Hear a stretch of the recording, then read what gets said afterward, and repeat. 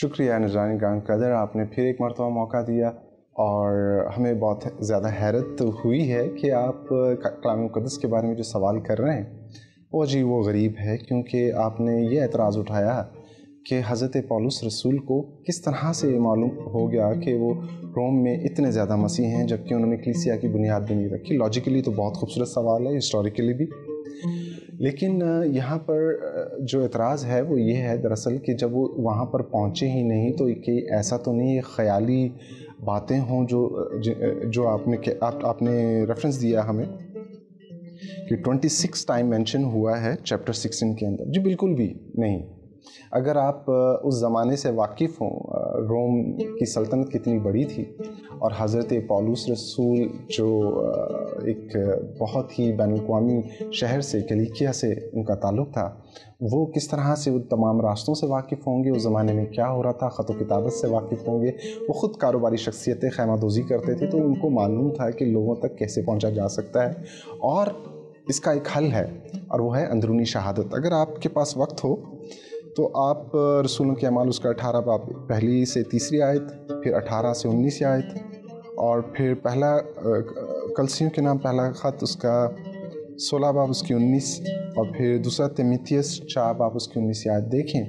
تو آپ کو نظر آتا ہے کہ کہاں کہاں پر جناب پولس رسول کی ملاقات لوگوں سے ہوئی۔ یہ خط جو لکھا گیا یہ 57 AD کے اندر جب پولس رسول اپنے تیسری مشنری دورے پہ تھے اور کرنتھس میں یونان میں مقیم تھے، تو انہوں نے اس وقت وہاں سے انہیں لکھا۔ اور آپ جب دیکھتے ہیں رومیو 16 باب 3-5 جس کا آپ نے ذکر بھی کیا کہ 26 لوگوں کا انہوں نے ذکر کیا، تو ان میں ایکویلا، پرسلا یہ آپ کو نظر آتے ہیں، پرسکلا اردو میں لکھا ہوا،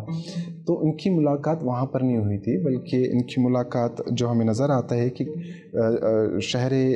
یونان میں، رومن صوبے کے اس میں ان کی ملاقات ادھر وہاں پر ان سے ہوئی۔ اور جب ہم ان کے اوپر غور کرتے ہیں کہ کس طرح سے یہ دو جو کپل تھا ان کا، یہ خود بھی کاروباری لوگ تھے، تو بہت سے لوگ ان کے پاس آتے ہوں گے، یہ آلریڈی پریچنگ کر رہے تھے۔ مسئلہ یہ ہے کہ جب آپ کو کبھی بھی معاملے کی تحقیق کرنا ہو، اعتراض کرنے سے پہلے آپ